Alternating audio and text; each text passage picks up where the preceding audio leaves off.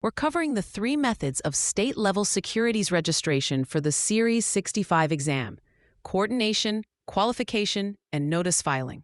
Understanding which method applies in a given scenario is a critical skill for the test. First up is registration by coordination. This method is used when an issuer is registering its securities with the SEC and simultaneously registering in multiple states. Think of a typical initial public offering, or IPO. That will be sold across the country. The key exam takeaway is that state registration becomes effective at the same time the SEC registration becomes effective. For this to happen, the registration statement must be on file with the state administrator for at least 10 to 20 days, depending on the state, and there must not be a stop order in effect. The exam will test your knowledge of this timing. For example, if a company's federal registration is effective on Monday, its coordinated state registration is also effective on Monday, assuming all state requirements were met in a timely manner. Next, we have registration by qualification. This is the most difficult method for an issuer and is typically used for securities that are not being registered with the SEC, such as an offering sold only within a single state, known as an intrastate offering. Since the SEC is not involved, the state administrator has full jurisdiction and requires extensive disclosures about the issuer and the security. For the exam, you must know the effective date for qualification. It becomes effective 30 days after the filing date, as long as all required information has been submitted and no stop order is active.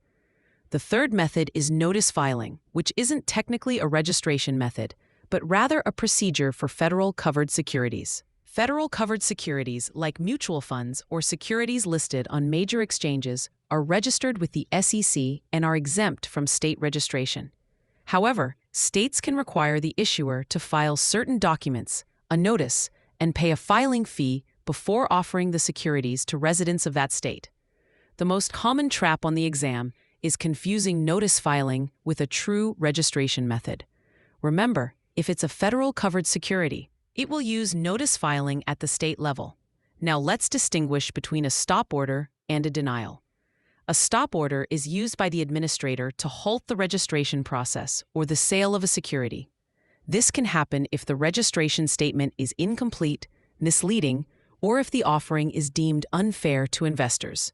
A denial, on the other hand, is the initial rejection of a registration application. The key difference is timing. A denial happens before effectiveness, while a stop order can be issued before or after the effective date to halt the offering. For a memorable phrase, think: coordinate with the feds, qualify when you're alone, and give notice when you're covered.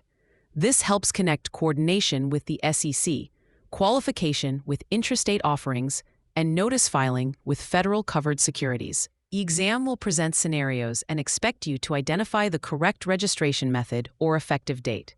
For instance, a question might describe a new technology company planning to sell stock in 30 states.